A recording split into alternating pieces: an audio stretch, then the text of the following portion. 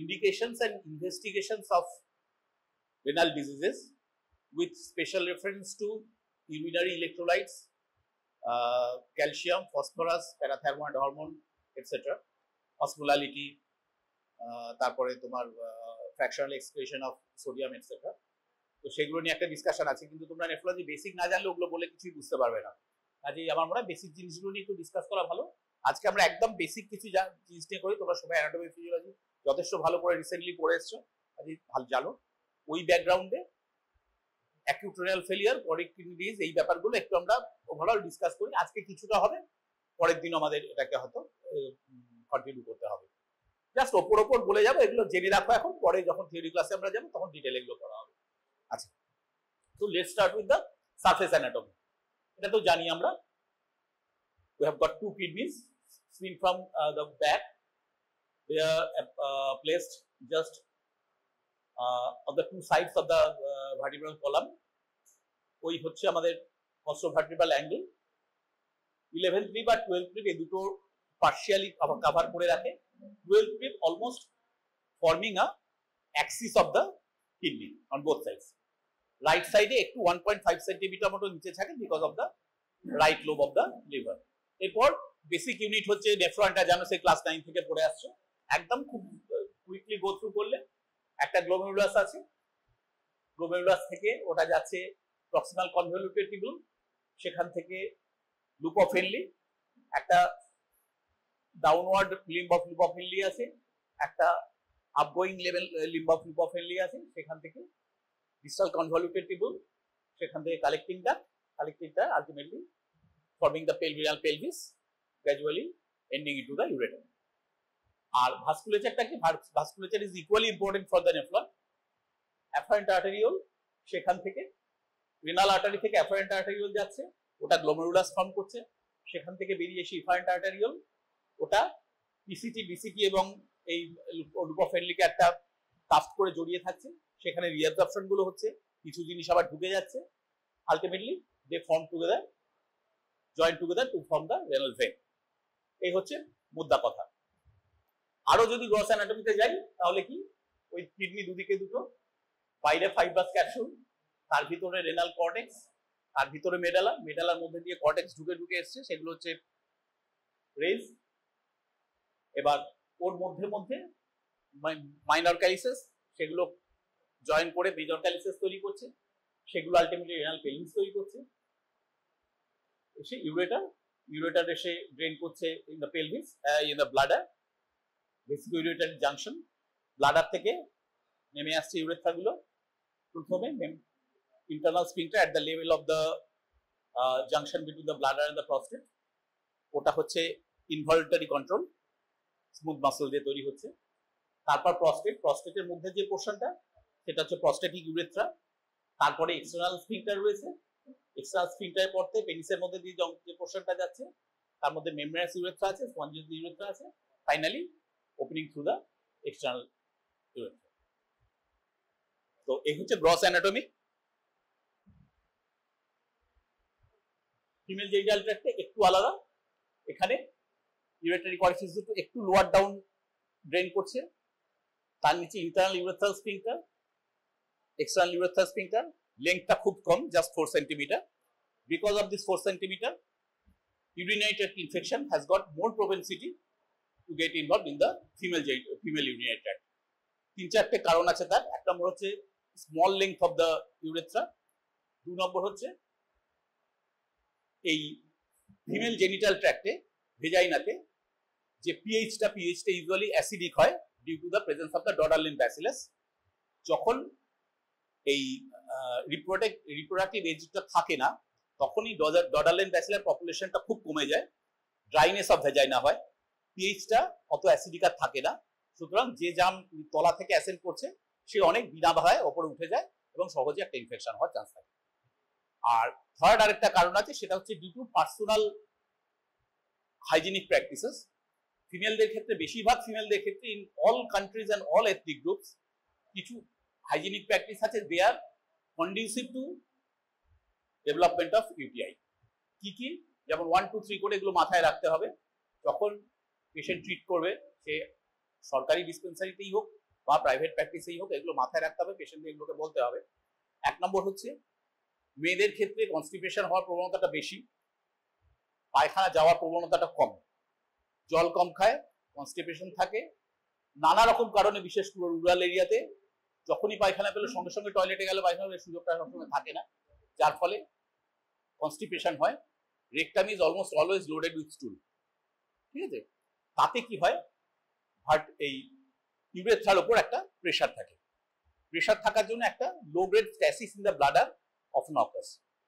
আর নিয়মই হচ্ছে শরীরের মধ্যে যে কোনো জায়গায় যদি কোনো ফ্লুইড জমে থাকে সেখানে ইনফেকশন হওয়ার প্রবণতা বেড়ে যায়, সেটা গল ব্লাডারেও হবে, ব্লাডারেও হবে, সব জায়গায়, ঠিক আছে? যখনই স্ট্যাসিস হচ্ছে, ব্লাডারে ইউরিন জমে থাকছে, যদি এতটুকু ইউরিন জমে থাকে তাহলে তার মধ্যে যে এগুলো আছে, জার্মগুলো আছে, সেগুলো গ্রো করবে, ইনফেকশন হওয়ার চান্স থাকে।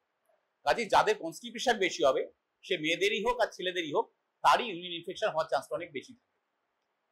এবার আমাদের দেশে বা যে সমস্ত ডেভেলপিং কান্ট্রিজে বা যে জায়গায় একটু মানে কনজারভেটিভ ব্যাপারটা বেশি, সেখানে ফ্রিলি গিয়ে টয়লেট ইউজ করা বা এ করা, গ্রামে অনেক জায়গাতে বাড়িতে টয়লেট থাকেই না, মাঠে ঘাটে যেতে হয়, দিনের বেলা সেখানে যেতে পারে না, ভোরবেলা গিয়ে পায়খানা যায়, দিনের বেলা যেতেই পারছে না, কাজে সারাদিন সে চেপে বসে আছে, পায়খানা জমে থাকছে পেটে, যার ফলে স্ট্যাসিস হচ্ছে, ইউরিন ইনফেকশন হচ্ছে, বেড়ে যাচ্ছে। এটা একটা বড় কারণ। দ্বিতীয় কারণ কি, মেনস্ট্রুয়াল হাইজিন ভালো থাকে না, নোংরা, অনেকেই স্যানিটারি ন্যাপকিন ইউজ করে না, এমনি কাপড় ইউজ করে, কেচে ব্যবহার করছে, হয়তো সবসময় কাঁচা হচ্ছে না ঠিক মতো, জার্মস থেকে যাচ্ছে, সেটা থেকে মেনস্ট্রুয়াল ইনফেকশনও হওয়ার চান্স বেশি থাকছে, সার্ভাইকাল ইনফেকশন এবং ইউটাই হওয়ার চান্সও বেশি থাকছে। আরেকটা জিনিস টিপিক্যালি, সেটা কোনো কোনো দেশে থাকে, সব দেশে থাকে না, সেটা হচ্ছে যে যে সমস্ত ওয়েস্টার্ন কান্ট্রিজে টিস্যু পেপার ইউজ করে তারা, সেখানে চান্সটা অনেক বেশি থাকে, বিকজ অ্যাবলিউশন করছে না, যত ভালো করেই মোছা হোক কিছু জার্মস লেগে থাকবে পেরিনিয়ামে, সেটা দে have the propensity to get entry into the urethra and cause a UTI. আর ফোর্থ যেটা কি, সেটা হচ্ছে তুমি কোথা দিয়ে অ্যাবলিউশন কিভাবে করছো। ছেলেরা ইউজুয়ালি পিছন দিয়ে হাত ধুয়ে অ্যাবলিউশন করে, মেয়েদের বেশিরভাগই সামনে দিয়ে হাত ধুয়ে অ্যাবলিউশন করে, বিকজ অফ দ্য বেড মানে অ্যাডভান্টেজ। তো তাতে কি হয়, তুমি যদি সাইড থেকে স্যাজিটাল সেকশনে দেখো, সামনে ইউরেথ্রা রয়েছে, ভেজাইনা রয়েছে, রেকটাম রয়েছে, তুমি যখন পিছন থেকে অ্যাবলিউশন করছো, ফিকাল ম্যাটারসে কোটি কোটি ব্যাকটেরিয়া রয়েছে, তুমি পিছন থেকে অ্যাবলিউশন করছো, সেগুলো বাইরে থেকে ধুয়ে বেরিয়ে চলে যাচ্ছে, সামনে অতটা বেশি আসছে না। তুমি যখন সামনে থেকে করছো, তুমি টানছো, মানে তোমার জলের সাথে germs are coming in the front, সেটা ব্লাডারেও ঢুকে যাচ্ছে, ভেজাইনাতেও ঢুকে যাচ্ছে, যার ফলে chance of infection is much more. এটা খুব ইম্পর্টেন্ট, এটা সাধারণত ডিসকাস করা হয় না, কারণ তুমি ওপিডিতে বসে আছো, চেম্বারে বসে আছো, একজন ফিমেল, তাকে তোমার এই কথাটা বলতে এম্বারাসিং লাগবে, তুমি বলতে পারবে, আবার অনেক সময় পেশেন্ট, সেও তো হয়তো তোমার মনে হচ্ছে যে এটা বলা উচিত হবে না, তুমি ব্যাপারটা চেপে যাচ্ছ, but this is very important, এটা কিন্তু খুব important factor of females getting UTI. এবার let's come to acute kidney injury and chronic kidney disease. এটাকে আগে বলা হতো ARF and CRF, acute renal failure, chronic renal failure. The term has been changed about 15 years back. Acute টাকে বলা হয় acute kidney injury, chronic টাকে বলা হয় chronic kidney disease. Failure কথাটা টার্মটা ব্যবহার করা হয় না, to reduce the stigma associated with the disease. Failure কথাটা মানে পেশেন্টের মনে একটা ভয়ঙ্কর ভয় হয়ে যাবে, প্রায় ক্যান্সার মতো ফেলিয়ার হয়ে গেছে, না আমার কিডনি গেছে, আমি আর বেশি দিন বাঁচবো না, সেইটা যাতে না হয়, particularly to reduce the stigma, এই টার্মটাকে চেঞ্জ করা হয়েছিল। This was around 2005 or 2006, I think the term was change. তো অ্যাকিউট কিডনি ইনজুরি ব্যাপারটা কি? It is a sudden and usually reversible deterioration in the renal function which gradually develops over days or months, usually associated with fluid overload. This definitionটার মধ্যে অনেকগুলো component আছে, খেয়াল করো। এক নম্বর হচ্ছে সাডেন, দু নম্বর হচ্ছে deterioration in renal function, সেটা তো হবেই, usually reversible, this term is the most important. Usually reversible, AKI সাধারণত রিভার্সিবল হয় যদি ট্রিটমেন্ট ঠিক করে করা হয়। That gradually develops over days or weeks, খুব অল্প দিনের মধ্যে ডেভেলপ করবে, and usually associated with fluid overload. ভিসাভিস তুমি যদি সিকেডি ডেফিনিশন ভাবো ক্রনিক কিডনি ডিজিজ, ঠিক এর উল্টোটা। This is a gradual deterioration in renal function, usually irreversible, which gradually develops over months and years, may or may not be available associated with fluid overload. কোথায় fluid overload থাকতে পারে, কোথায় থাকবে না usually, সেগুলো আমরা যখন ডিসকাস করবো তখন। তাহলে কি হলো, দুটো যদি তুমি ডিফারেন্স ভাবো, একেবারে সেই হায়ার সেকেন্ডারি পরীক্ষার সময় যেমন আমরা ডিফারেন্স বলতাম, মাঝখানে দাগ দিয়ে দিক ওদিক করে পরীক্ষা খাতায় লিখতাম, দুটো, এটা সাডেন, ওটা গ্র্যাজুয়াল, এটা ইউজুয়ালি রিভার্সেবল, ওটা ইউজুয়ালি ইরিভার্সেবল বা almost always irreversible. Gradually develops over days or weeks, develops over months or years. আর কি usually associated with fluid overload, this may or may not be associated with fluid overload. ঠিক আছে, এটা হচ্ছে আমরা যদি grossly ডেফিনেশনটা ভাবি। এবার কি এদের দুজনের স্টেজ দুটো আমরা মানে সাইড বাই সাইড ডিসকাস করি, তাহলে বুঝতে সুবিধা হবে। অ্যাকিউট কিডনি ইনজুরি আগে অনেক কিছু নানা রকম ক্লাসিফিকেশন ছিল, সেগুলো এখন সব মোটামুটি উঠে গেছে। এখন স্ট্যান্ডার্ড হিসেবে সারা পৃথিবীতে যেটা ধরা হয় সেটাকে বলা হয় রিফল-অ্যাকিন ক্রাইটেরিয়া। রিফল-অ্যাকিন এটা কি, এটা একটা abbreviation. R stands for risk, ওটা হচ্ছে প্রত্যেকটা স্টেজকে রিপ্রেজেন্ট করছে। R for risk, I for injury, F for failure, L for loss, E for end-stage renal disease. পাঁচটা স্টেজ, স্টেজ 1, 2, 3 ভাবে বলা হয় না। Risk, injury, failure, loss, end-stage renal failure, পাঁচটা স্টেজ। এটা হচ্ছে সিরাম ক্রিয়াটিনিনের উপর বেস করে এই ক্রাইটেরিয়া, এই স্টেজিংটা। আর অ্যাকিনটা কি, অ্যাকিউট কিডনি ইনজুরি নেটওয়ার্ক, এটা একটা organization, acute kidney injury network, তাদের একটা criteria that is based on urinary output. দুটো কেন করা দরকার হলো আলোচনা করলেই বুঝতে পারবে। সিরাম ক্রিয়াটিনিন ক্রাইটেরিয়া যেটা, সেটা স্টেজ 1-এ, মানে অ্যাকিন স্টেজ 1 রিস্ক বা অ্যাকিন স্টেজ 1, এখানে হচ্ছে সিরাম ক্রিয়াটিনিনটা 50% এর বেশি বেড়ে গেছে। তাহলে তোমাকে জানতে হবে বেসলাইন ক্রিয়াটিনিন কত ছিল। অধিকাংশ ক্ষেত্রে তো জানবে না ক্রিয়াটিনিন কত ছিল।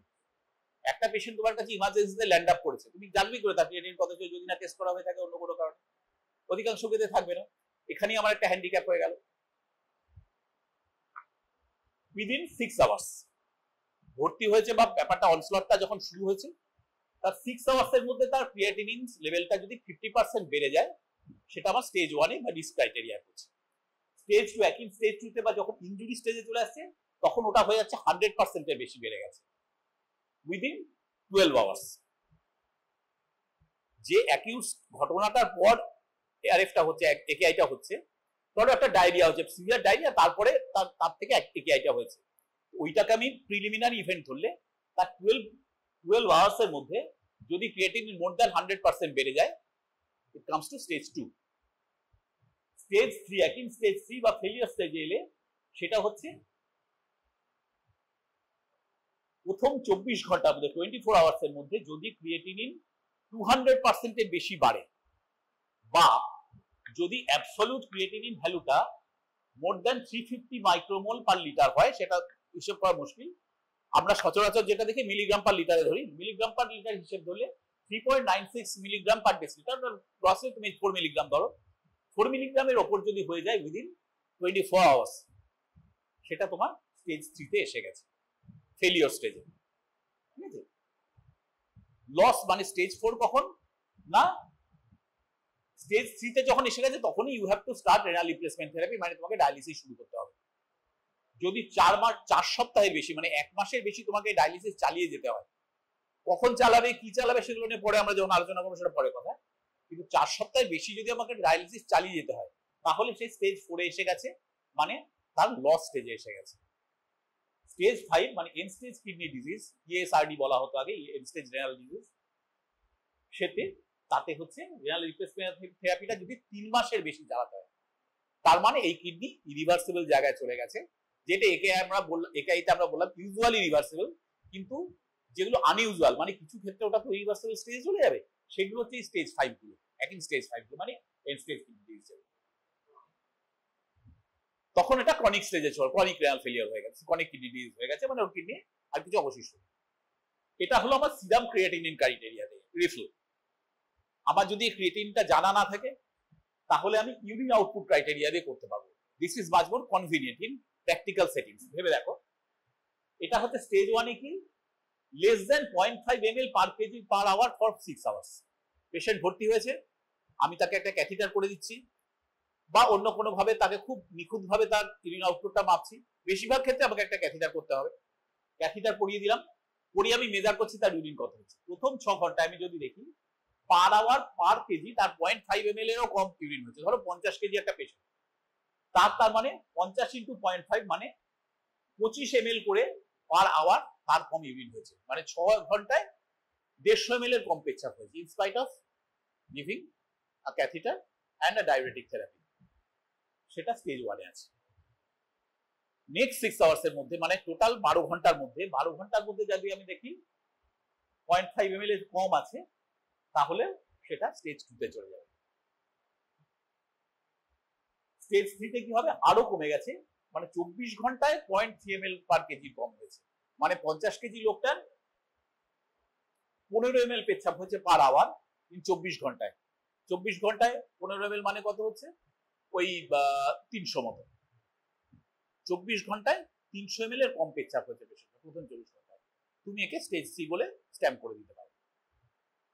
এটা সুবিধা এই কারণে, যেখানে আগের কিছু তোমাকে জানতে হচ্ছে না, তোমাকে শুধু মানে ক্যাথিটার করে বা সামহাউ তার ইউরিন আউটপুটটাই খুব মেটিকুলাসলি মেজার করতে হচ্ছে, তাহলেই তুমি একে স্টেজিং। এই স্টেজিংটার জন্য আমাদের কি লাগে, ইজিএফআর বলে একটা জিনিস লাগে। ইজিএফআর মানে হচ্ছে estimated glomerular filtration rate. Glomerular filtration rate আমি তো সরাসরি একটা পেশেন্টকে মাপতে পারবো না, পারবো, কিন্তু ইনহিবিলিন টিনহিবিলিন এসব দিয়ে করা হয়, সেটা রিসার্চ পারপাসে করা যেতে পারে, খুব জটিল ব্যাপার। একটা পেশেন্টকে ওয়ার্ডে শুয়ে আমি ওভাবে ইজিএফআর মাপতে পারবো না। ইনডিরেক্টলি মাপা হয় কিভাবে না, একটা ফর্মুলা আছে, তাকে বলা হয় CG formula, Cockcroft and Gault formula, বই আছে। ককক্রফট অ্যান্ড গল্ড ফর্মুলাটা কি, এতে আমি শুধু সিরাম ক্রিয়েটিনিন না, আরো কয়েকটা জিনিসকে আমি হিসেবে আনবো। পেশেন্টের এজ, বডি ওয়েট, তার creatinine value, serum creatinine value and the gender, এই কটা জিনিসকে নিয়ে আমি ককক্রফট অ্যান্ড গল্ড ফর্মুলা অ্যাপ্লাই করে তার এই ইজিএফআরটা মেজার করতে পারবো। ফর্মুলাটা কি, 140 মাইনাস এজ ব্র্যাকেটের মধ্যে into weight, body weight, divided by 72 into serum creatinine. This is CG formula. যদি ফিমেল হয় এটাকে 0.85 দিয়ে মাল্টিপ্লাই করতে হবে। খুব সহজ, ওপিটিতে বসে তুমি ক্যালকুলেটারে 15 সেকেন্ডের মধ্যে ক্যালকুলেট করে ফেলতে পারবে। এই যে ভ্যালুটা এলো, এই ভ্যালুটার উপর ভিত্তি করে আমরা ক্রনিক কিডনি ডিজিজে স্টেজিং করে থাকি। অনেক কারণে সিকেডি হতে পারে, কারণগুলো কি কি আমরা পরে আসবো। কমন কারণ আমাদের দেশে কি কি বা ওয়ার্ল্ড ওভার, কমনেস্ট কারণ is diabetes mellitus, is the commonest cause of chronic kidney disease. আমাদের দেশেও অলমোস্ট 60 to 70%। তারপর নেক্সট কি, hypertension, uncontrolled hypertension. 20 to 25% patients are accounted for by uncontrolled hypertension. আর কি কি থেকে হতে পারে, অ্যানালজেসিক অ্যাবিউজ, এটা ইউরোপে আমেরিকাতে খুব কমন, ওদের ওখানে আর্থ্রাইটিস খুব হয় এবং ওরা মুঠো মুঠো অ্যানালজেসিক খেয়ে থাকে। আমাদের এখানে কিন্তু অ্যানালজেসিক অ্যাবিউজ অতটা কমন নয়, অত দাম দিয়ে লোকের ওষুধ খাওয়ার ক্ষমতাও কম, কিছুদিন খায় বন্ধ রাখে, আবার হয়তো পরে খেলে কন্টিনিউ অ্যানালজেসিক খেয়ে যাচ্ছে, এটা আমাদের এখানে অতটা বেশি ফরচুনেটলি হয় না, কিন্তু ওখানে অ্যানালজেসিক অ্যাবিউজটা অনেক বেশি। অ্যানালজেসিক নেফ্রোপ্যাথি বলা হয় এটাকে। আরো 2-4টে ওষুধ আছে যে ওষুধগুলোর জন্য অনেক দিন খেয়ে গেলে তার থেকে আস্তে আস্তে ফেলিয়ার ডেভেলপ করতে পারে। এছাড়া আছে কিছু কিছু কানেকটিভ কিছু ডিসঅর্ডারস আছে, এসএলই, বিভিন্ন টাইপস অফ ভাস্কুলোপ্যাথি এটসেট্রা, এগুলো থেকে হয়ে থাকে। আর কি আছে, chronic glomerulonephritis. Chronic glomerulonephritis due to some diseases like SLE, rheumatoid arthritis, তারপরে তোমার গুডপাস্টুর সিনড্রোম বলে একটা রোগ আছে জানো হয়তো, এরকম কিছু কিছু রোগ আছে যার থেকে ক্রনিক গ্লোমেরুলোনেফ্রাইটিস হয়। আইজিএ নেফ্রোপ্যাথি বলে একটা রোগ আছে, এগুলো থেকে হতে পারে। অতটা কমন রোগ নয়, কিন্তু দিস আর ইম্পর্টেন্ট কজেস। আর কি, কতগুলো কনজেনিটাল ডিজিজ আছে, যেমন পেডিয়াট্রিক এজ গ্রুপে অ্যালপোর্ট সিনড্রোম বলে একটা অসুখ আছে, এটা থেকে হয়। এরকম আরো 2-1টা আছে, লিস্ট দেখলে পরে দেখা যাবে। তো এই যে পেশেন্টটা ইজিএফআর ক্যালকুলেট করে আমরা বলতে পারবো যে এর আদৌ ক্রনিক কিডনি ডিজিজ ডেভেলপ করছে কিনা বা করলে সে কোন স্টেজে আছে। ঠিক আছে, ধরো হ্যাঁ, এবার হচ্ছে ডায়াবেটিসের দুটো মেজর টাইপ আছে, এটা হয়তো জানো। একটা হচ্ছে টাইপ 1 ডায়াবেটিস মেলাইটিস, একটা টাইপ 2 ডায়াবেটিস মেলাইটিস। টাইপ 1টাকে আগে বলা হতো আইডিডিএম, ইনসুলিন ডিপেন্ডেন্ট ডায়াবেটিস মেলাইটিস, যেটা একদম বাচ্চাদের হয়ে থাকে কনজেনিটাল। আর টাইপ 2টা হচ্ছে এনআইডিডিএম বলা হতো আগে, নন ইনসুলিন ডিপেন্ডেন্ট ডায়াবেটিস মেলাইটিস। ঠিক আছে, যেটা ইউজুয়ালি অ্যাডাল্টদের যেটা হয়, যেগুলো আমরা চারপাশে বেশি দেখে থাকি। আর দুটো ইম্পর্টেন্ট টাইপ আছে, একটা হচ্ছে MODY, maturity onset diabetes insipidus, fortunately একটু কম হয়। আর একটা হচ্ছে secondary diabetes mellitus, which is secondary due to some other cause. Chronic pancreatitis হয়ে প্যানক্রিয়াস নষ্ট হয়ে গেছে, ডায়াবেটিস ডেভেলপ করেছে due to lack of insulin, বা কোনো কারণে একটা ক্রনিক ক্যালসিফিক প্যানক্রিয়াটাইটিস ছিল, প্রচুর স্টোন হয়ে ব্লক হয়ে গিয়ে প্যানক্রিয়াস নষ্ট হয়ে গেছে, অপারেশন করে বাদ দেওয়া হয়েছে, বা ম্যালিগন্যান্সি ছিল, প্যানক্রিয়াস বাদ দিতে হচ্ছে। এই সমস্ত কারণে সেকেন্ডারি টু দ্যাট কজ একটা ডায়াবেটিস মেলাইটাস ডেভেলপ করেছে। মানে আইলেটস অফ ল্যাঙ্গারহ্যান্সের কোনো দোষ ছিল না, সে যেমন তার ইনসুলিন বার করা করতো, কিন্তু কোনো কারণে তাকে রিমুভ করে দেওয়া হয়েছে বলে সে আর কিছু করতে পারছে না। This is secondary pancreatitis. ঠিক আছে, ওগুলো ছাড়ো, টাইপ 1 টাইপ 2 নিয়ে মেইনলি আমরা তো ডিল করি। নিয়ম হচ্ছে টাইপ 1 ডায়াবেটিস পেশেন্টকে যখন পেশেন্ট ডায়াগনোজড হলো, তার 5 বছর পর থেকে বছরে একবার করে ইউরিন ফর এসিআর বলে একটা টেস্ট আছে, পরে আসছি সেটা। এসিআর মানে অ্যালবুমিন ক্রিয়েটিনিন রেশিও। এই ইউরিন ফর এসিআর, এটার গুরুত্বটাকে সেটা আমরা পরে বলছি। এই টেস্টটা বছরে একবার করে অন্তত করতে হয়, আইডিয়ালি বছরে 2বার করে 6 মাস অন্তর। এটা আইডিডিএম বা টাইপ 1 পেশেন্টদের ডায়াগনোসিসের 5th ইয়ার থেকে এটা শুরু করতে হবে বছর বছর। আর টাইপ 2 পেশেন্টের, মানে তোমার আমার যদি এখন ডায়াবেটিস ডায়াগনোজ হয়, আমাদের অন ডায়াগনোসিস এটা করতে হবে এবং বছরে একবার করে এটা করে যেতে হবে। এই ইউরিন ফর এসিআরটা যদি 30-এর কম হয় তাহলে সেটা হচ্ছে নরমাল। এটা স্পট ইউরিন থেকে করা হতে পারে। পেশেন্ট এসছে, আমি তাকে বলছি যাও বাথরুমে যাও, আমাকে স্যাম্পল দাও, স্যাম্পল দিলে আমি টেস্ট করলাম, এটা স্পট ইউরিন থেকে টেস্ট হলো। এতে যদি 30-এর কম ভ্যালুটা হয় সেটা নরমাল। যদি 30 থেকে 300-এর মধ্যে হয় সেটাকে বলা হয় মাইক্রো অ্যালবুমিনিউরিয়া। মাইক্রো অ্যামাউন্টে ইউরিন নেট প্রোটিন বেরিয়ে যাচ্ছে 24 ঘন্টায়। আর যদি 300-এর উপর হয় সেটা হচ্ছে ম্যাক্রো অ্যালবুমিনিউরিয়া। এগুলোর গুরুত্ব কি? স্টেজ 3 যখন সিকেডি হয়, ইউজুয়ালি এই মাইক্রো অ্যালবুমিনিউরিয়া স্টেজে এটা রিভার্সেবল থাকে। এটাকে রিভার্স করার মতো ওষুধ আমার হাতে আছে। তখন যদি আমি সুগারটা খুব ভালো করে কন্ট্রোল করে রাখি, প্রেশারটা খুব ভালো করে কন্ট্রোল করে রাখি, এবং আমি যদি সেই ওষুধগুলো ব্যবহার করি, মেডিসিনগুলো ব্যবহার করি, তাহলে এই স্টেজ থেকে মাইক্রো অ্যালবুমিনিউরিয়া থেকে আবার 30-এর নিচে ওটাকে নামিয়ে নিয়ে চলে আসা যাবে। Patients renal failure will be reversed. কিন্তু ওয়ান্স ইট ক্রসেস 300, যখন ম্যাক্রো অ্যালবুমিনিউরিয়া লেভেলে চলে গেছে, ইট বিকামস ইরিভার্সেবল। তখন আর ওই ফেরানোর আমার কোনো উপায় নেই, সেই কিডনিকে ভালো করার আমার হাতে আর কিছু নেই। It will gradually deteriorate. আমি চিকিৎসা করে বড় জোর তার খারাপ হওয়ার গতিটাকে কমাতে পারবো, কিন্তু ঠিক করতে আর পারবো। যে কারণে এই মাইক্রো অ্যালবুমিনিউরিয়া লেভেলে ওটা ডিটেক্ট করাটা খুব ইম্পর্টেন্ট। এই যে আমরা বছর বছর টেস্ট করব, তার গুরুত্বটা হচ্ছে ওইখানে, যাতে যখনই আমি দেখবো যে তার মাইক্রো অ্যালবুমিনিউরিয়া রয়েছে, তখনই আমি তাকে যাতে ওষুধ দিয়ে ঠিক করতে পারি। ঠিক আছে,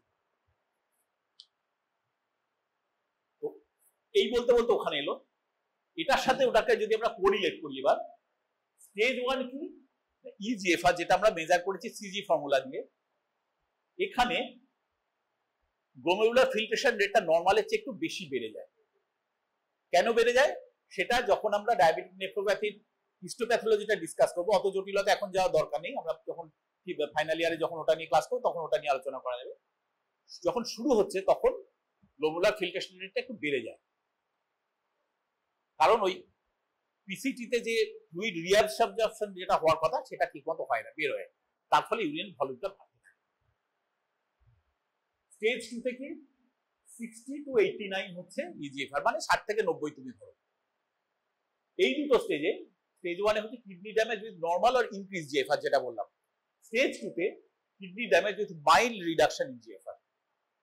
এই দুটো স্টেজে আমার ধরার কোনো উপায় নেই। আমি কোনো কিডনি বায়োপসি করে মাইক্রোস্কোপে দেখে এটাকে বুঝতে পারবো না, একমাত্র ইলেকট্রন মাইক্রোস্কোপিতে ধরা পড়ে, সেটা তো ক্লিনিক্যালি সম্ভব নয়, রিসার্চ পারপাসে করা যেতে পারে। স্টেজ 3 তে যখন পেশেন্ট এলো, মানে 60 নিচে যখন এলো, 60 থেকে 30, এই স্টেজটা হচ্ছে stage 3, which is the most important stage। সেই জন্য এই স্টেজটাকে দুটো ভাগে ভাগ করা যায়, 3A 3B। 3A হচ্ছে 60 to 45, 3B হচ্ছে 45 to 30। এই স্টেজে there is moderate reduction in GFR। আমার কাজ হচ্ছে এই স্টেজে এটাকে ডিটেক্ট করা। আমি যে বছর বছর টেস্ট করব, তাকে আমি এই স্টেজে ওকে ধরতে পারি। আইদার আমি মাইক্রোঅ্যালবুমিনুরিয়া লেভেলে ওকে ধরবো ওই এসিআর দিয়ে, অথবা আমি ক্রিয়েটিনিন এবং এগুলো দিয়ে কালকুলেট করে এই স্টেজে আছে কিনা সেটা ধরবো। ফার্স্ট এদিকে স্টেজ 3 তে, অথবা ওখানে মাইক্রোঅ্যালবুমিনুরিয়া লেভেলে আমাকে পেশেন্টটাকে ধরতে হবে। ধরলে আমি সেটাকে ট্রিটমেন্ট করে রিভার্স করিয়ে দিতে পারবো। আমার ফিজিশিয়ানের বা নেফ্রোলজিস্টের কাজ হচ্ছে এটা করা। আর এই স্টেজ পেরিয়ে গেলে আমার কিন্তু অসহায়ভাবে দেখতে হবে যে পেশেন্ট আস্তে আস্তে খারাপের দিকে যাচ্ছে। আমি কিছুটা কাটকাতে পারবো, কিন্তু তাকে সারাতে আর পারবো না। একটা সময় তার স্টেজ রেনাল ডিজিজ হয়ে যাবে, তাকে ডায়ালিসিস করতে হবে বা রেনাল ট্রান্সপ্লান্ট করতে হবে। স্টেজ 3 তে moderate reduction of GFR. Stage 4 যখন চলে গেল, ইরিভার্সিবল স্টেজে যখন চলে গেল, 15 to 30 severe reduction in GFR, তখন we have to be prepared for kidney failure। Kidney ফেলিয়ারে যা যা ট্রিটমেন্ট করার কথা সেগুলো আমাকে তখন প্রিপারেশন নেওয়া শুরু করতে হবে। স্টেজ 5 মানে final stage, which is the stage of end-stage renal disease, সেখানে ইজিএফআর হয়ে যাচ্ছে less than 50। তখন ফুল ফেজের কিডনি ফেলিয়ার হয়ে যাচ্ছে, তখন আমার ডায়ালিসিস লাগবে অর ট্রান্সপ্লান্টেশন লাগবে, বা যারা এর কোনোটাই করবেন তাকে আমার কনজারভেটিভ ট্রিটমেন্ট করে যেতে হবে যতদিন না সে সাকাম করে যাচ্ছে। হলো? এবার এইগুলোর সাথে, এই স্টেজের সাথে 3 রকম সাফিক্স যোগ করা যেতে পারে। স্টেজ এর সাথে যদি আমরা পি যোগ করি, মানে ধরো স্টেজ 2P বা 3BP, তার মানে দ্যাট ইজ সিগনিফিক্যান্ট প্রোটিনিউরিয়া, মানে ম্যাক্রোঅ্যালবুমিনুরিয়া আছে, পি যোগ হচ্ছে। পি যোগ করা হবে কখন না, যদি পেশেন্টটা একটা রেনাল ট্রান্সপ্লান্ট হয়ে থাকে অলরেডি, রেনাল ট্রান্সপ্লান্ট হয়েছে কিন্তু কাজ হয়নি, পেশেন্ট আবার ফেলিয়ারে চলে গেছে, সেই পেশেন্টকে স্টেজিং বলার সময় আমি স্টেজের সাথে একটা ক্যাপিটাল পি যোগ করব। আর স্টেজ ডি কোথায় যোগ করবো না, যখন patient is already on dialysis, মানে সেটা অবশ্যই স্টেজ 5 এ থাকবে, স্টেজ 5D, তার মানে ও সিকেডি স্টেজ 5D, মানে হি ইজ অন ডায়ালিসিস, এটা হচ্ছে বলা হয়। আচ্ছা, এইবার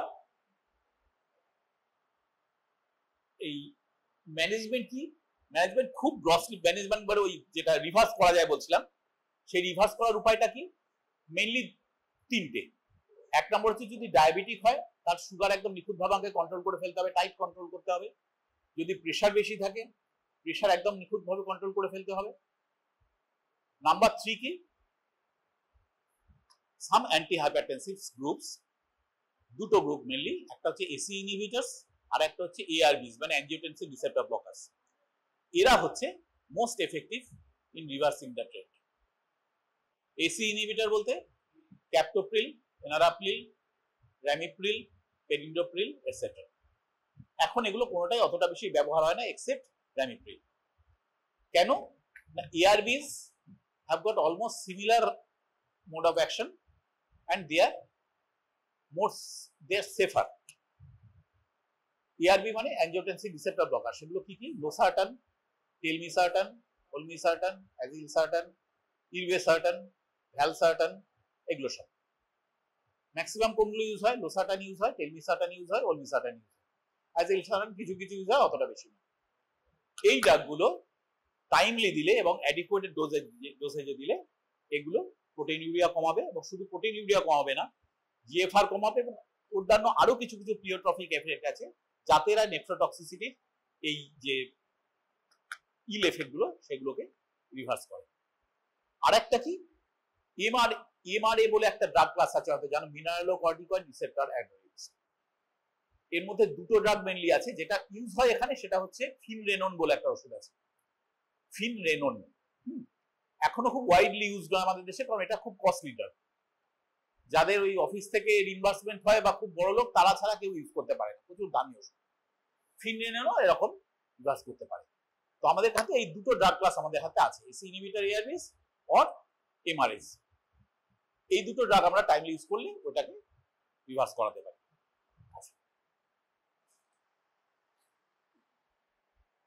তো এটা তো মোটামুটি আলোচনা করলাম। এবার কি এই যে দুটো টাইপ হলো, এদের আমরা কি ইনভেস্টিগেশন করব? আচ্ছা, ইটিওলজিটা কি? আচ্ছা, causes of acute kidney injury.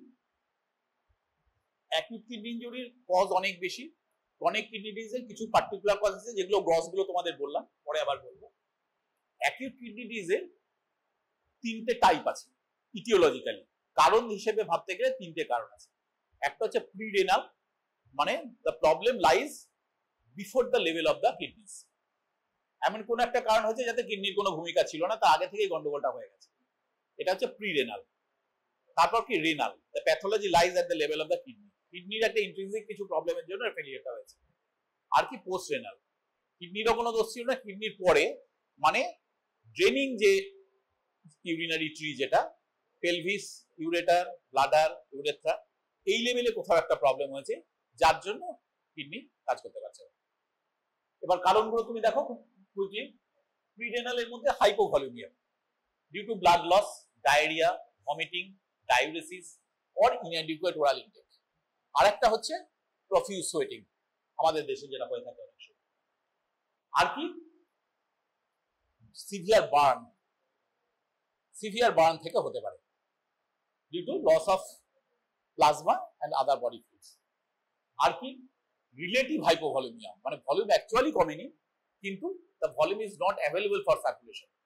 মানে কি congestive heart failure, blood volume একই আছে কিন্তু হার্ট পাম্প করছে না বলে ব্লাডটা ছড়াতে পারছে না। নেফ্রোটিক সিনড্রোম, যথেষ্টই ফ্লুইড শরীরে আছে কিন্তু ভাস্কুলেচারের ভিতরে নেই, টিস্যু স্পেসে চলে গেছে, যে কারণে সেটা আমি পারফিউশনের জন্য পাচ্ছি না। Number 3 sepsis. সেপসিসের জন্য কি হবে? এন্ডোটক্সিক শক হয়ে ফ্লুইড টিস্যু স্পেসে চলে এসছে, ভেসো ডাইলেটেশন হয়ে আছে, জমে আছে, পুরোপুরি শরীরে পারফিউশনটা হচ্ছে। আর কি ড্রাগস, কিছু কিছু ড্রাগের জন্য হয়ে থাকে, অ্যান্টি হাইপারটেনসিভস, ডায়ুরেটিক্স ও non steroidal anti inflammatory drugs, এদের জন্য হতে পারে। আর রেয়ার কজ হচ্ছে renal artery stenosis or occlusion, hepatorenal syndrome বলে একটা অসুখ আছে, এগুলো জাস্ট নামগুলো শুনে রাখো, পরবর্তীকালে ভাবলেই হবে। ইন্টাররেনাল বা রেনাল যেটা, সেগুলো কি কি? এক নম্বর হচ্ছে glomerular disease, IgA nephropathy, systemic vasculitis or systemic lupus erythematosus, এগুলো হচ্ছে ক্রনিক গ্লোমেরুলার নেফ্রাইটিস, যেগুলো কিডনিতে হচ্ছে। আর কি ইন্টারস্টিশিয়াল নেফ্রাইটিস, এগুলো ইউজুয়ালি ড্রাগ ইনডিউসড হয়, বেশ কিছু রোগ অসুখ আছে যেমন এদের থেকে হয়ে থাকে। তারপর কি acute tubular necrosis or injury, এগুলো ইউজুয়ালি প্রিরেনাল কজ থেকে হয়, সিভিয়ার ডায়রিয়ার জন্য বা সিভিয়ার এই কি বলে বার্ড ফান এসবের জন্য। ফ্লুইড রেনাল পারফিউশন কম হচ্ছে, রেনাল পারফিউশন কম হওয়ার জন্য টিউবুলার নেক্রোসিস হয়ে যাচ্ছে, proximal convoluted tube, distal convoluted tube, পুরো এলাকাটা ওই জায়গাটা নেক্রোজ হয়ে যাচ্ছে, তার জন্য তার আর কোনো ডাইলুটিং বা রিঅ্যাবজর্পটিভ কোনো ফাংশন থাকছে না। এই অ্যাকিউট টিউবুলার নেক্রোসিস বেসিক্যালি হচ্ছে কিন্তু প্রিরেনাল কজের জন্য, যদিও গন্ডগোলটা হচ্ছে কিডনিতে, কিন্তু কারণটা হচ্ছে আগে থেকে পারফিউশন হচ্ছে না। আর কি relatively rare cause multiple myeloma, rhabdomyolysis, this is important, বিশেষ করে যখন কোনো ন্যাচারাল ক্যাটাস্ট্রফি হয়, বাড়ি ভেঙে পড়েছে, ভূমিকম্প হয়েছে, একটা বম্ব অ্যাটাক হয়েছে, বাড়ি ভেঙে তুলে হয়েছে, তোমার পায়ের ওপর একটা কিছু হয়ে ক্রাশ ইনজুরি হয়ে গেছে। এই ক্রাশ ইনজুরিতে কি হয়? প্রচুর স্কেলিটাল মাসেল একসাথে ডিস্ট্রয়েড হয়ে গেল, মায়োগ্লোবিন গুলো একটা ঝড়ের মতো পুরো সার্কুলেশনে ঢুকে সমস্ত জায়গায় গিয়ে কিডনিতে টিউবস গুলোকে সব ব্লক করে দিল, ব্লক হয়ে গিয়ে তোমার রেনাল ফেলিয়ার হয়ে গেল। র‍্যাবডোমায়োলিসিস। ইন্ট্রারেনাল ক্রিস্টাল ডিপোজিশন, কি ধরনের ক্রিস্টাল জমা হতে পারে এর মধ্যে? টিউবের মধ্যে ইউরেট ক্রিস্টাল জমা হতে পারে। ইথিলিন গ্লাইকল বলে একটা জিনিস আছে, হয়তো শুনে থাকতে পারো, ইথিলিন গ্লাইকল পয়জনিং, এটা মাঝে মাঝে খবর কাগজে উঠে কি করে, কিছু কিছু ওষুধে ডাইলুয়েন্ট হিসেবে এটা ইউজ হয়, এখন একটা নিষিদ্ধ ডাইলুয়েন্ট হিসেবে ইউজ করা, কিন্তু স্পুরিয়াস ড্রাগে এগুলো ব্যবহার করা হয়। যেমন গত বছর একটা নাইজেরিয়াতে বা ওখানে অ্যাঙ্গোলাতে কোনো একটা দেশে এরকম পানির কাপ সিরাপ খেয়ে বহু বাচ্চার হয়ে গেছিল, রেনাল ফেলিয়ার হয়ে গেছিল। পরে সেটা দেখা গেল হরিয়ানার একটা কোম্পানি, তারা কতগুলো অ্যান্টিহিস্টামিনিক সিরাপ, ফেনারগান সিরাপ, এই সমস্ত পাঠিয়েছিল, এবং সেটাতে ইউজ করার কথা নয়, কিন্তু এই সমস্ত কোম্পানিগুলো হাবিজাবি কোম্পানি হয়, সরকারি স্তরে উপর ঘুষ ফুস দিয়ে মোটামুটি ম্যানেজ করে দেয়, সেখানে ডাইলুয়েট হিসেবে ইথিলিন গ্লাইকলরা ইউজ করে দিয়েছিল। বাট এই দেশগুলো হচ্ছে খুব গরিব দেশ বা ইনফ্রাস্ট্রাকচার সেবা হিসেবে টেস্ট করে দেখতে পারেনি, খাইয়ে দিয়েছে, and it led to nephropathy.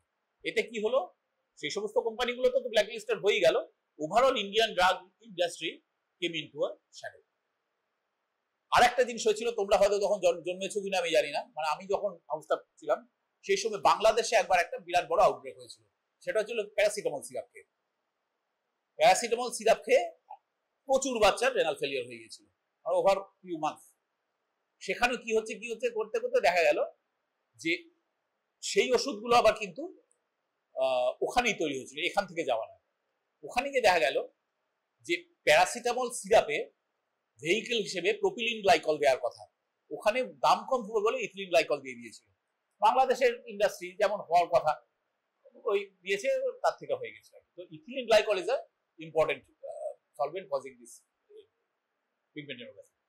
আর কি থ্রম্বোটিক মাইক্রোঅ্যাঞ্জিওপ্যাথি, এর মধ্যে দুটো অসুখ হয়, একটা যে হিমোলাইটিক ইউরিমিক সিনড্রোম, এটা বাচ্চাদের পেডিয়াট্রিক এজ গ্রুপে বেশি হয়, অত ওয়ার্ডে পেশেন্টও দেখতে পাবে যখন যাবে। আর থ্রম্বোটিক মাইক্রোঅ্যাঞ্জিওপ্যাথি হয় স্ক্লেরোডার্মা থেকে। অ্যাক্সিলারেটেড ফেজ হাইপারটেনশন একটা আছে, যেটা হচ্ছে খুব সিভিয়ার হাইপারটেনশন, যেটা রেজিস্ট্যান্ট টু ইউজুয়াল অ্যান্টিবায়োটিক, সেখান থেকে হয়। কোলেস্টেরল এম্বোলাই থেকে হতে পারে, যখন ফ্যাট এম্বলিজম হয় সেরকম। এগুলো মোটামুটি ইন্ট্রারেনাল মেইন কজ হচ্ছে গ্লোমেরুলার ডিজিজ আর কিছু ইন্টারস্টিশিয়াল নেফ্রাইটিস, মেইনলি এগুলোই, বাকিগুলো রিলেটিভলি রেয়ার কজ। পোস্ট রেনালে কি কি, কিডনির পরে যে কোনো অবস্ট্রাকশন ভাবতে থাকো এবার। রেনাল স্টোন প্যাপিলাতে আটকাতে পারে, ইউরেটারে আটকাতে পারে, ব্লাডারে আটকাতে, যে কোনো জায়গায় একটা আটকে অবস্ট্রাকশন করে দিয়েছে, ইউরিন ক্লিয়ার হতে পারছে না, জমে থাকছে, ইউরেটার ফুলছে, মেগা ইউরেটার, সেখান থেকে পেলভিস বড় হলো, হাইড্রোনেফ্রোসিস হয়ে গেল, ব্যাক প্রেসারে আস্তে আস্তে মেডালার উপর চাপ পড়তে থাকলো, কর্টেক্সের উপর চাপ পড়তে থাকলো, কর্টিক্যাল থিনিং হতে লাগলো, তারপরে ফাইব্রোসিস হয়ে হয়ে রেনাল কর্টেক্স আস্তে আস্তে রিপ্লেসড হয়ে যেতে থাকলো, ক্রনিক কিডনি ডিজিজ ডেভেলপ করতে শুরু করলো। এইভাবে ক্যাপিলারি নেক্রোসিস হতে পারে, ইউরেটার আর ব্লাডার ট্রানজিশনাল কার্সিনোমা হতে পারে, তার থেকে অবস্ট্রাকশন হয়ে গিয়ে একইভাবে হচ্ছে। আর কি ইন্টারডার্মিনাল আর পেলভিক ম্যালিগন্যান্সি, ইউরিনারি ট্রিতে কিছু হচ্ছে না, কিন্তু তার আশেপাশে হচ্ছে, তারা ধরে নিচ্ছে, ধরে বাইরে থেকে কম্প্রেস করে দিচ্ছে, যার জন্য ইউরিন ক্লিয়ার হতে পারছে না। আর কি রেট্রোপেরিটোনিয়াল ফাইব্রোসিস, ভার্টিব্রাল কলামের চারপাশে ওই এলাকাটাতে যদি অনেক কারণে হয়, কিছু কিছু ওষুধের জন্য হয়, যেমন মেথিসারজাইড বলে আগে একটা ওষুধ ব্যবহার হতো, সেটাতে হতো, সাইপ্রোহেপটাডিন থেকে মানে রিয়ারলি হতে পারে, আরো কিছু কিছু ওষুধের জন্য হতে পারে। এগুলো থেকে একটা রেট্রোপেরিটোনিয়াল ফাইব্রোসিস হতে পারে। আর সেখান দিয়েই তো দুদিকে দুটো ইউরেটার নেমেছে, ওইখানে যদি এক্সটেন্সিভ ফাইব্রোসিস হয়, তারা ইউরেটারটাকে কমপ্রেস করে দিতে পারে বা ধরে নিতে পারে, সেক্ষেত্রে একইভাবে হবে। আর কি যদি কোনো ব্লাড ক্লট ওপর থেকে নেমে এসে ইউরেটারটাকে ব্লক করে কোনোভাবে, ব্লাডার আউটফ্লো অবস্ট্রাকশন যদি হয়, প্রস্টেটের লেভেলে প্রস্টেটিক কার্সিনোমা আছে, বা সিভিয়ার প্রস্টেটাইটিস হয়ে ওখানে ইডিমা হয়ে একটা অবস্ট্রাকশন হয়ে আছে, এটা হতে পারে। নিউরোজেনিক ব্লাডার, এখানে অবস্ট্রাকশন কিছু নেই, কিন্তু নার্ভ কন্ট্রোলের, নার্ভের নিউরাল কন্ট্রোলটা গন্ডগোল হয়ে যাওয়ার জন্য ইউরিন বেরোচ্ছে না, ব্লাডারের স্টাইসিস হয়ে আছে। ব্লাডার স্টাইসিস হয়ে থাকলেই অ্যাসেন্ডিং ইনফেকশন হবে, ইউরিন জমে থেকে থেকে মেগা ইউরেটার হবে, ওইভাবে আস্তে আস্তে হাইড্রোনেফ্রোসিস, একই ব্যাপার সেটা। পোস্টিরিয়র ইউরেথ্রাল ভালভ হতে পারে, ইউজুয়ালি একদম নিওনেটাল বা পেডিয়াট্রিক এজ গ্রুপে হয়। প্রস্টেটের এক্সটার্নাল 2/3 আর ইন্টারনাল 1/3 এই জাংশনে ইউজুয়ালি পার্শিয়াল অবস্ট্রাকশন থাকে, সেখান থেকে অবস্ট্রাকশন হতে হতে একইভাবে ব্যাক প্রেসার হয়ে কিডনি খারাপ হয়ে যেতে পারে। আর কি আয়াট্রোজেনিক, অপারেশনের সময় কোনোভাবে ওখানে কিছু একটা অপারেশন হচ্ছিল, করতে করতে আমি ইউরেটারটাকে ইনজুরি করে ফেলেছি, বা কিছু একটা বাঁধতে গিয়ে ইউরেটারটাও সেই লাইগেচারের মধ্যে পড়ে গেছে, ইউরেটারটা আমি বেঁধে দিয়েছি, খেয়াল করিনি, এরকম হতে পারে। আর কি কোনোভাবে যদি ইউরেথ্রাল ক্যাথিটার একটা ঢোকানো আছে, ফলিস ক্যাথিটার ঢোকানো আছে, সেটা কোনোভাবে ব্লক হয়ে গেছে, আমি খেয়াল করিনি। একটা ভীষণ বিজি ওয়ার্ড, সেই ওয়ার্ডে হয়তো 50টা 60টা করে পেশেন্ট থাকে, দুটো সিস্টার দৌড়দৌড়ি করছে, খেয়ালই করছে না কার পেশেন্ট ইউজ হচ্ছে, কার হচ্ছে না, কার ব্লক আছে কেউ খেয়ালই করে, হয়তো 5 দিন 7 দিন ক্যাথিটারটা মুখে ক্যালসিয়াম জমে যাবে, ফসফেট জমে যাবে, ক্যাথিটার মুখটা ব্লক হয়ে বসে আছে, কেউ দেখেনি। হাউস স্টাফ ইন্টার্ন যথেষ্ট সিনসিয়ার নয়, সিস্টার দেখা টাইম পাইনি, ইউরিন হচ্ছে না ভালো করে, দেখাই গেল না, জমে আছে, জমে থেকে ব্যাক প্রেসার। এইভাবে নানা কারণে অ্যাকিউট কিডনি ইনজুরি হতে পারে। ক্রনিক কিডনি ডিজিজের কারণগুলো মোটামুটি তো মৌখিকভাবে বললাম, এরপরে যেদিন সিকেডি ডায়াগ্রাম করবো সেদিন বলে দিচ্ছি। খুব কুইকলি আমরা ইনভেস্টিগেশনস গুলো নিয়ে একটু কথা বলি, যেহেতু কারণগুলো যেহেতু আলোচনা করলাম, এবার সেটা করলেই তুমি এবার ইনভেস্টিগেশন কি করা যাবে সেগুলো বুঝতে পারবে। প্রথম কথা আমি কি দেখবো, পেশেন্ট যখন এলো তার ইনিশিয়াল রিসাসিটেশন তো আমি করলাম, এবার কি দেখবো? 1 নম্বর আমাকে ক্রিয়েটিনিনটা দেখতে হবে, কারণ তার উপরই ডিপেন্ড করে আমি স্টেজিং করছি। সিরাম ক্রিয়েটিনিন আমি দেখবো, তার সাথে ইউরিয়াও দেখবো। ইউরিয়া ক্রিয়েটিনিনদের মধ্যে কোনটা বেশি ইম্পর্টেন্ট? ক্রিয়েটিনিন, কারণ ইউরিয়া আরো অনেক কিছু ফ্যাক্টর দ্বারা প্রভাবিত হয়, কিন্তু creatinine is usually reflecting the renal status. ঠিক আছে, আরেকটা ব্যাপার আছে, এটা মনে রাখতে হবে, সেটা হচ্ছে রেনাল ফেলিওর ছাড়াও ক্রিয়েটিনিন কিন্তু বাড়তে পারে in a bed ridden patient. যে পেশেন্ট অনেকদিন ধরে একেবারে শুয়ে আছে, তার মাসেলের কোনো অ্যাক্টিভিটি নেই, মাসেল ব্রেকডাউন হতে থাকে। মাসেল, স্কেলিটাল মাসেল তুমি যত ইউজ না করে ফেলে রাখবে, আস্তে আস্তে মাসেল সেল ব্রেকডাউন, মায়োসাইট গুলো ব্রেকডাউন করতে থাকে, তার থেকেও কিন্তু ক্রিয়েটিনিন তৈরি হয়। এবং যে পেশেন্ট ধরো বুড়ো মানুষ, পা ভেঙে গেছে, হাত ভেঙে গেছে, বেডে পড়ে আছে, নেগলেক্টেড পেশেন্ট, সেভাবে দেখার কেউ নেই, বিছানায় পড়ে আছে, হাত পা নাড়ছে না, একভাবে আছে, বা হসপিটালে ওয়ার্ডে দীর্ঘদিন ধরে পড়ে আছে, জাস্ট অ্যাকশন দিয়ে ফেলে রাখা আছে, তার যে শুয়ে থেকে ভালো ফিজিওথেরাপি কিছু হচ্ছে না, তার ওই মাসেল ব্রেকডাউন হচ্ছে, তার জন্য কিন্তু ক্রিয়েটিনিন লেভেল একটু বাড়তে পারে। একটু বর্ডার লাইন, তোমার হয়তো 1.1 মিলিগ্রাম অব্দি হয়তো নর্মাল, পেশেন্ট হয়তো 1.4 টু 1.5 মিলিগ্রাম তুমি পাচ্ছ ক্রিয়েটিনিন। এটা কিন্তু not necessarily due to renal failure, এটা prolonged muscle disuse due to being the patient being bedridden, তার জন্য হতে পারে। এটা জেনে রাখার জন্য জাস্ট। আচ্ছা, এবার তাহলে আমরা কি কি দেখছি? ইউরিয়া ক্রিয়েটিনিন তো প্রথমেই দেখছি, প্রিভিয়াস রেজাল্টের সাথে কম্পেয়ার করলে আমরা ওই স্টেজিংটা করতে পারবো। 2 নম্বর কি, ইলেকট্রোলাইটস আমাদের সবসময় দেখতে হবে। Usually urea creatinine, sodium, potassium একেবারে এক নিঃশ্বাসে আমরা লিখে থাকি। সোডিয়াম পটাশিয়াম দেখে আমরা অনেক কিছু করতে পারবো। সোডিয়াম এটা দেখে তাদের প্রিরেনাল না পোস্টরেনাল এটা ডিফারেন্সিয়েট করা যায়, আরো বেশ কিছু এই মানে প্রগনোস্টিকেশন ওটা দিয়ে করা যেতে পারে। পটাশিয়ামটা দেখা কি কারণে? পটাশিয়াম লেভেলের উপর পেশেন্টের আর্জেন্সি অফ ট্রিটমেন্টটা ডিপেন্ড করে। রেনাল ফেলিয়ারে ইউজুয়ালি পটাশিয়াম বাড়ে। পটাশিয়াম কতটা বাড়ছে? 3.5 টু 5.5 মিলি ইকুইভ্যালেন্ট পার লিটার, এটা হচ্ছে নরমাল পটাশিয়ামের লেভেল। 5.5 এর জায়গায় যদি সেটা 6 বাড়ে, আমাকে আর্জেন্ট মেজার্স নিতে হবে ওটাকে কমানো। 6 থেকে 6.5 যদি হয়ে যায়, we have to prepare for dialysis যত তাড়াতাড়ি সম্ভব। 6.5 এর উপর যদি চলে যায়, the patient is in risk of cardiac asystole, cardiac failure হয়ে যেতে পারে। পার্টিকুলারলি 7 এর উপর ইটস ভেরি ভেরি কমন। 7 হয়ে গেছে ক্রিয়েটিনিন, অর্ধেক পেশেন্ট অ্যাসিস্টলে মরে যাবে যদি তুমি ইমিডিয়েটলি কিছু না করতে পারো। কাজে যখনই 5.5 পেরিয়ে গেছে potassium, you have to be on your toes, কি করে কমানো যায়। 6.5 হয়ে গেছে মানে the patient is in grave risk, আর 7 এর উপর হয়ে গেছে মানে the patient may expire any time if you do not intervene very quickly.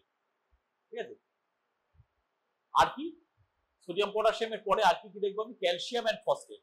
এটা হচ্ছে বিশেষ করে সিকেডির ক্ষেত্রে, কেন না ক্রনিক কিডনির ক্ষেত্রে রেনাল অস্টিওডিস্ট্রফি হয়, ওটা আমরা পরে যেদিন সিকেডি আলোচনা করবো সেদিন ওটার সাথে কথা বলবো। দেখতে হবে অ্যালবুমিন দেখতে হবে, কেন না নেফ্রোটিক সিন্ড্রোমের জন্য যদি রেনাল ফেলিয়ার হয়, নেফ্রোটিক সিন্ড্রোমের 4টে ক্রাইটেরিয়া আছে, এটা সিন্ড্রোম কোয়াড্রেট বলে। ইডিমা, হাইপোঅ্যালবুমিনিমিয়া, অ্যালবুমিনিউরিয়া আর হাইপার কোলেস্টেরলিমিয়া। প্রাইমারি ব্যাপার হচ্ছে অ্যালবুমিনিউরিয়া বা protein urea, massive protein urea, প্রচুর প্রোটিন পেচ্ছাপের সাথে বেরিয়ে যাচ্ছে। তার জন্য কি হবে? হাইপোঅ্যালবুমিনিমিয়া, রক্তে প্রোটিন কমে যাবে। হাইপোঅ্যালবুমিনিয়ার জন্য কি হবে? Patient will be using edematous, gross edema হবে, জেনারেলাইজড ইডিমা হবে। এর সাথে অ্যাসোসিয়েটেড থাকে হাইপার কোলেস্টেরলিমিয়া, পেশেন্টের কোলেস্টেরল লেভেলটা বেড়ে যাবে। এই 4টে জিনিস নিয়ে হচ্ছে নেফ্রোটিক সিনড্রোম হলো। আর নেফ্রাইটিসে কি হয়? অ্যাকিউট গ্লোমেরুলোনেফ্রাইটিসে কি হয়? দুটো খুব রিলেটেড ডিজিজ। একটা বাচ্চা ওয়ার্ডে তোমার কাছে এসছে মুখ ফুক ফুলে, সেটা আইদার একটা অ্যাকিউট গ্লোমেরুলোনেফ্রাইটিস অথবা একটা nephrotic syndrome. In all probabilities 90% chance এই দুটোর মধ্যে একটা হবে। এবার অ্যাকিউট গ্লোমেরুলোনেফ্রাইটিস নাকি নেফ্রোটিক সিনড্রোম তুমি কি করে ডিফারেন্সিয়েট করবে? By the symptom complex. Nephrotic সিন্ড্রোমে এই জিনিসগুলো পাবে। তোমার ডায়াগনোস করা খুব সুবিধা। তুমি একটা ইউরিনে ডিপস্টিক করে দেখে নাও অ্যালবুমিন আছে কিনা, থাকলে কতটা আছে। আর যদি তোমার ব্লাড টেস্ট করার ইমিডিয়েটলি সুযোগ থাকে, তুমি একটা কোলেস্টেরল লেভেল করে দেখো, কোলেস্টেরল বেশি হবে, তুমি এটাকে স্ট্যাম্প করে দিতে পারবে এটা নেফ্রোটিক সিন্ড্রোম আছে। এজিএনএ কি অ্যাকিউট গ্লোমেরুলার নেফ্রাইটিস, সেখানে কি থাকবে, ইডিমা থাকবে, প্রোটিনিউরিয়া থাকবে, usually associated with smoky urine. ইউরিনটা ক্লিয়ার হবে না, নেফ্রোটিক সিন্ড্রোমে ইউরিন কিন্তু ক্লিয়ার, এখানে স্মোকি ইউরিন হবে। কেন না, হিমাচুরিয়া থাকে, blood, haematuria, proteinuria, hypertension, this are the hallmarks of acute glomerular nephritis. Haematuria, proteinuria, hypertension. Nephrotic সিন্ড্রোমে হাইপারটেনশন থাকবে না, হেমাচুরিয়া থাকবে না, প্রোটিনিউরিয়া থাকবে, দুটোতেই থাকবে। কিন্তু এখানে এজিএনএ হেমাচুরিয়া থাকবে, ব্লাড আসবে ইউরিনে, ওখানে ব্লাডে কোলেস্টেরল বাড়বে। এই দুটো জিনিস দিয়ে তুমি ডিফারেন্সিয়েট করতে পারবে। হ্যাঁ, কাজে এই জন্য আমাকে অ্যালবুমিনটা দেখতে হবে। আর কি, ফুল ব্লাড কাউন্ট আর ক্লটিং স্ক্রিন। সিকেডিতে ক্রনিক কিডনি ডিজিজে ইউজুয়ালি অ্যানিমিয়া থাকে। কেন অ্যানিমিয়া হয় সেটা নিয়ে আমরা পরে আলোচনা করব। কিছু কিছু ক্ষেত্রে যেমন thrombotic microangiopathy, hemolytic uremic syndrome, এগুলোতে অ্যানিমিয়া, ফ্র্যাগমেন্টেড আরবিসি এসব থাকে, ওগুলো থেকে ডায়াগনোসিস করা যায়। Low platelet abnormal coagulation DIC তে হতে পারে, ইনক্লুডিং সেপসিস, সেগুলো ইউজুয়ালি ওই সেপসিস ইনডিউসড রেনাল ফেলিয়ার যেগুলো সেগুলোতে হয়। আর কি, C reactive protein. C reactive protein এটা ইন্ডিকেট করে একটা chronic inflammation, chronic glomerular nephritis, যে ভ্যাসকুলোপ্যাথি গুলো থেকে হতে পারে, বা যে তোমার এসএলই থেকে যেগুলো হতে পারে, সেগুলোতে সব সি রিঅ্যাক্টিভ প্রোটিন বেশি থাকে। আগে এগুলো ইএসআর দিয়ে ধরা হতো, ইএসআর বেড়ে থাকতো, কিন্তু ESR is very non specific. ESR দিয়ে তুমি ডায়াগনোসিস করতে পারবে, but C reactive protein has got a diagnostic value. এবং এটা যখন তুমি পরে ট্রিটমেন্ট করছো, এটা সিরিয়াল মেজারমেন্ট করে তুমি ট্রিটমেন্ট রেসপন্স কতটা সেটাও তুমি বুঝতে পারবে। আর কি, ইউরিন অ্যানালিসিস করা, দিস ইজ ভেরি গুড। সবচেয়ে কম পয়সায় সবচেয়ে সহজে যেটা করা যায়। একটা ক্যাথিটারাইজ পেশেন্টে এটা খুব একটা ইম্পর্টেন্ট নয়, কারণ ওর ভিতরে ফসফেট জমে গেছে, স্ট্যাসিসের জন্য কিছু পার্সেল ফেল থাকবে, ওগুলো দিয়ে আমি ডায়াগনোসিস অত ভালো করতে পারবো যদি পেশেন্ট ক্যাথিটারাইজড হয়। কিন্তু যে পেশেন্ট প্রথম এসছে, তাকে কিন্তু আমি ইউরিন অ্যানালিসিস করে অনেক কিছু বলতে পারবো। Marked haematuria suggest glomerular nephritis, বললাম তিনটে সিমটম ক্যাটাগরির মধ্যে, হিমাচুরিয়া, প্রোটিনিউরিয়া, হাইপারটেনশন, তার মধ্যে ব্লাড থাকবে। যদি রেনাল ট্র্যাক্টের কোনো টিউমার থাকে, তাতেও ব্লাড আসবে ইউরিনে। যদি কোনো ব্লিডিং ডিসঅর্ডার হয়, একটা কোনো হিমোফিলিয়া আছে, বা তার কোনো একটা ভন উইলিব্র্যান্ড ডিজিজ আছে, এরকম কিছু একটা, সেক্ষেত্রেও ইউরিনে ব্লাড আসবে। আর কি, heavy proteinuria suggest glomerular nephritis, যেমন নেফ্রোটিক সিনড্রোমে হেভি প্রোটিনিউরিয়া আমরা দেখতে পাবো। আর কি, ইউরিন অ্যানালিসিসে আরেকটা জিনিস পাওয়া যায়, সেটা এখানে ছোট টেবিল বলে লেখে নি, সেটা হচ্ছে এজিএনএ অ্যাকিউট গ্লোমেরুলার নেফ্রাইটিসে আরবিসি কাস্ট পাওয়া যায়। যেহেতু ইউরিনে আরবিসি নামছে প্রচুর, আর ইউরিনের মধ্যে ট্যাম হর্সফল প্রোটিন নরমালি থাকে, ওই ট্যাম হর্সফল প্রোটিনের সাথে আরবিসি গুলো করে কংগ্লোমারেট করে আরবিসি কাস্ট পাওয়া যায়। RBC cast is almost diagnostic of AGN. তুমি যদি ইউরিন অ্যানালিসিস করে মাইক্রোস্কোপে আরবিসি কাস্ট দেখতে পারবে না, তুমি বাকিগুলো ধরে বলে দিতে পারবে হ্যাঁ এটাই এত গ্লোমেরুলার নেফ্রাইটিস আছে। আর যদি হয়, যদি নেফ্রোটিক সিনড্রোম হয়, সেখানে কি পাওয়া যাবে, তুমি গ্র্যানুলার কাস্ট পাবে। গ্র্যানুলার কাস্ট মানে হায়ালিন কাস্ট আর গ্র্যানুলার কাস্ট। হায়ালিন কাস্টটা কি জিনিস, ওই ট্যাম হর্সফল প্রোটিন গুলো জমে তার থেকে প্রোটিন কাস্ট, সেই জিনিসটাই কিছুদিন জমে থাকলে একটু ডিজেনারেট করে গিয়ে গ্র্যানুলার কাস্ট, সেটা তুমি পাবে নেফ্রোটিক সিনড্রোম।